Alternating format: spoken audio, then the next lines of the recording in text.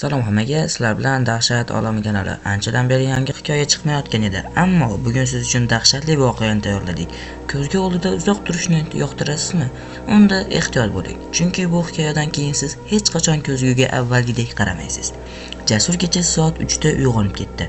U chanqab uyg'ongan edi va suv ichish uchun oshxonaga yo'l oldi. Koridordan o'tarkan, u xonadagi katta ko'zgu yonidan o'tdi, ammo shu onda g'alati narsa sezdi.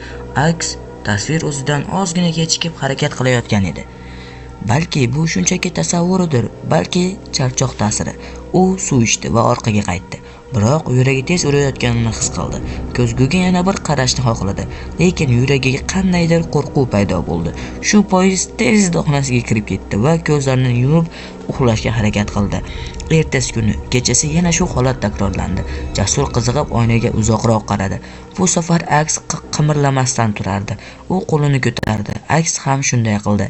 "He, o'zimni qo'rqitibman-da", deya kulib yubordi. Ammo orqaga burilib kelayotganida yuragi to'xtab qolgudek bo'ldi. Ko'zgu ichidagi aks hamon unga qarab turardi. U qimirlamay turardi, ammo Jasur esa qolgandi. Jasur vahimaga tushib, xonasiga yugurib kirdi va ustini ko'rpaga o'rab oldi. Lekin nimadir g'alati edi. U ko'rpani sekin ko'tarib qaradi va yuragi yana qattiq urishni boshladi. Xonasidagi kichik ko'zgu ham unga qarab turardi. Bu safar esa aks tasvir asta-sekin jilmayib borayotgan edi. "Men allaqachon sening o'rningni egallaganman." To'satdan sukunat. Ertalab onasi xonaga kirganida Jasurni topa olmadi. Uning yotgan joyida faqat oynaning siniq bo'laklari bor edi. Ko'zgudagi aks esa hali ham jilmayib turardi.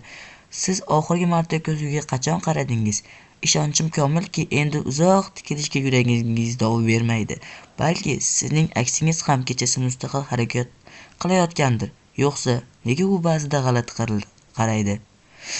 Endi o'zim qanot cho'milaman?"